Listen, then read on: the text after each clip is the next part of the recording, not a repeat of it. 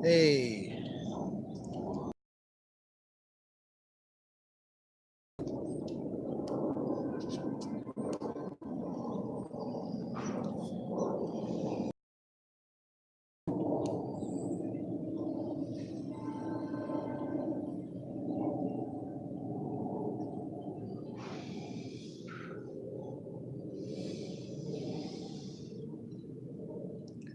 Hey. Is that menthol gold?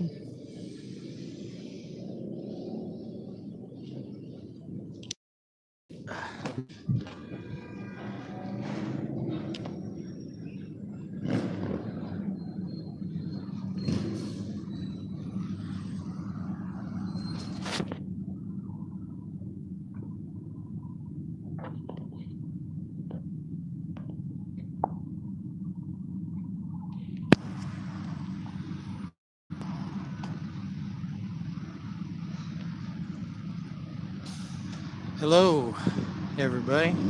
Or one person. This is Don, editor of Dagger magazine. Doing a little stream from the rooftop of our studio here. Showing it off a little bit. I tried to do a... Hello! Hey, Dramatic Trash. Good to see you, man. I tried to do a live stream from inside the studio a little bit earlier, but sadly it's such a fucking hole that nobody could connect. There's all kinds of buffering problems. So we're just gonna hang out up here on the roof and you know, have us a little live stream. I don't know, nothing's really popping off. Matt sadly is out of town. He's going to a bachelor party in Canada. I wish I was going to a bachelor party in Canada, but instead I'm sitting here waiting to get interviewed for a barback wanderer above the sea of fog. Yeah, let me know as more people come in, if we get more people. I mean, I'm totally fine with face planting on these live streams because they take like absolutely no preparation, I do have to take these off so I can read the comments. One criticism I have of the Coolpad 300 or whatever this fucking thing is it does not fucking have a bright screen at all. It's very difficult to read what's going on the screen on this fucking machine. So bear that in mind. Yeah, if anybody wants to throw out questions, have anything, I could show off the buildings. I don't know, it's a bunch of tall buildings. I'm up on top of a roof. And I don't know, the city looks like it's under construction. New York City basically looks like Dubai now or something, or like Orlando. But it's just this big sea of buildings. Not maybe that interesting.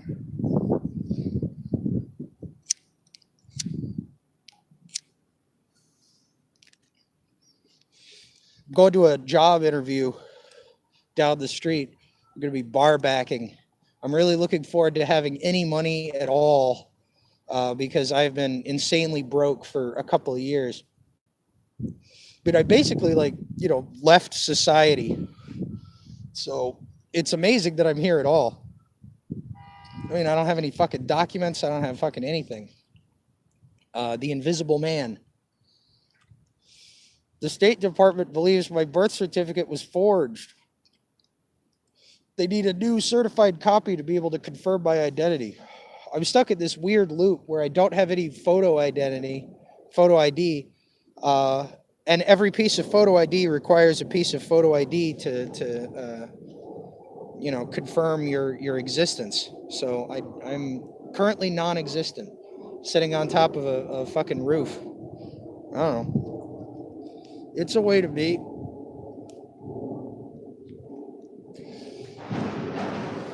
Well, like I said, nothing's really going on. Just kind of a chill day. We got some orders to ship out. We got some work on the online issue to do, which should be coming out very soon. I've gotten some really interesting submissions just from doing these live streams. Like, I mean, obviously we got like a tiny little YouTube channel, but people seem to dig them. So we're gonna keep doing them and keep figuring out how to make them fucking entertaining. And at the very least, we're gonna provide you with a cool ambient soundscape, so that no matter where you are, you could pretend that you too are wandering above the sea of fog. Uh, and if maybe if we get enough people in the chat, if everybody starts telling me to do it, I'll jump off the roof. That's a joke. Not actually gonna jump off the roof. And don't jump off roofs in general. Did you get my email? Deadware. I did. I did get your email this morning. I'm rushing off to do this job interview thing, but I got it, man. Let's see what's fucking going on. I mean, I haven't been keeping up with the news, at least the last couple of days. I'm living in a new apartment, and the thing about being in New York is like everybody's got the same politics, so I got to kind of keep myself a little contained, because like the main thrust of my politics is that I'm just against like corporatism. I'm against the idea that we should organize our lives, or that we should give like cultural and spiritual power to these giant inhuman organizations that like only exist to make money. They basically have the level of thinking of a paramecium, and even though there's like because the paramecium just wants to eat nutrients and survive, the corporation just wants to make money to survive. And because there's individual people involved in the structure of the corporation, but nobody has a single final say, and even Bob Iger like has to answer to his stockholders. And all of these people are so reduced in their individual power that the thing that ends up making the decisions is something that's not human at all. It's like a collective consciousness.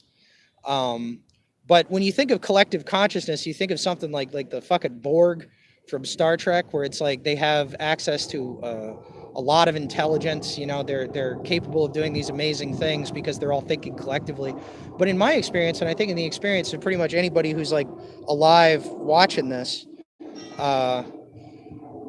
giant collective intelligences are really stupid. Like 4chan is a collective intelligence, but like I don't think anybody is going to say that 4chan is some kind of like conscious super genius. Pepe the Frog, pee pee poo poo. It's got like a 4-year-old's intelligence, which actually makes it one of the smarter collective intelligences that exists right now. Something like the Disney Corporation, or Union Carbide, or the fucking Boeing, any of these big defense contractors. I mean, these are really, really stupid organisms. And if we start giving them the cachet that we gave to human institutions, like even really flawed human institutions that used to run things in everything with the Borg. Well, with the Borg, they agree on everything. 4chan agrees on nothing. 4chan is Reddit nowadays. Howdy, municipal tap water. Good to see you. Yeah, no, that's very true.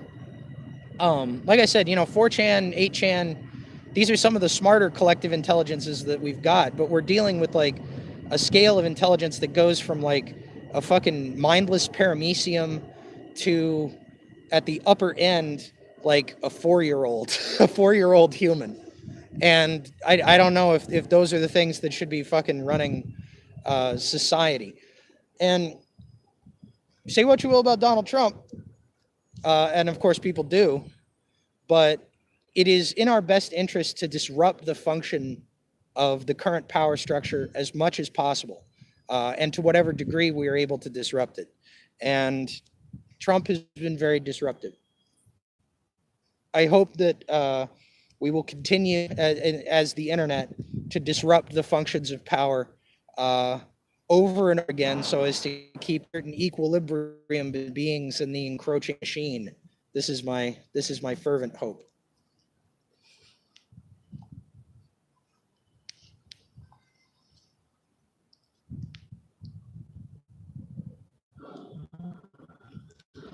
I don't know. Do the Borg? They have no forum for disagreement. I don't know. I watched a lot of Star Trek Voyager, so like, the Borg on Voyager get pretty toothless. You know, they get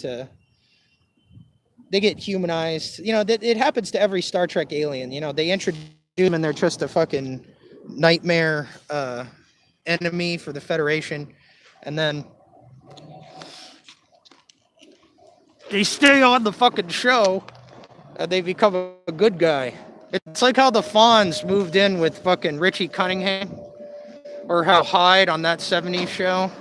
What's your opinion on chain sickness? Should artists get rid of people that hinder their personal development? That's a complicated question. Could you describe chain sickness? Because I don't know what it is.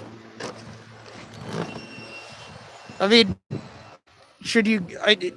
People are a terrible judge of what hindering their personal development.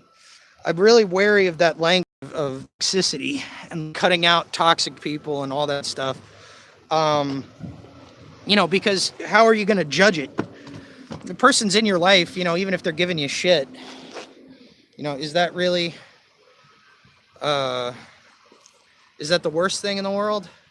I don't know. But I don't know about chain sickness. So maybe if you could describe that a little bit, I could answer the question more fully. If you're thinking that I should stop chain smoking, you're probably right, but it's extremely cold here. It is a very cold fucking rooftop. Let's see.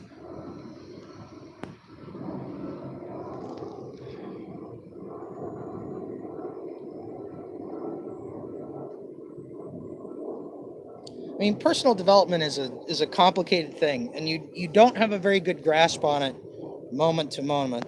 How cold? I think right now it's in the 20s. It's actually been an unseasonably warm winter up here, but I think we're gonna get fucked pretty soon. Production informing consumption, informing production. Oh yeah. Okay, here we go. Let's see. I can get that back.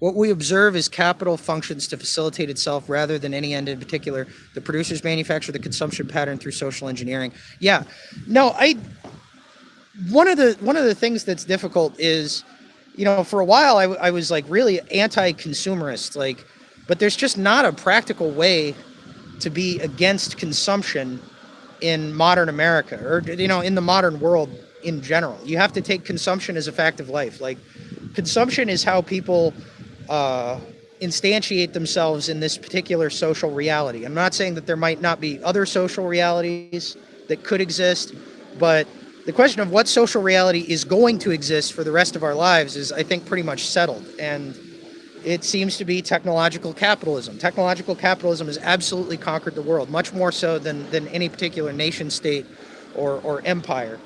And obviously they social engineer things to create, you know, this is what advertising is. This is what modern society is.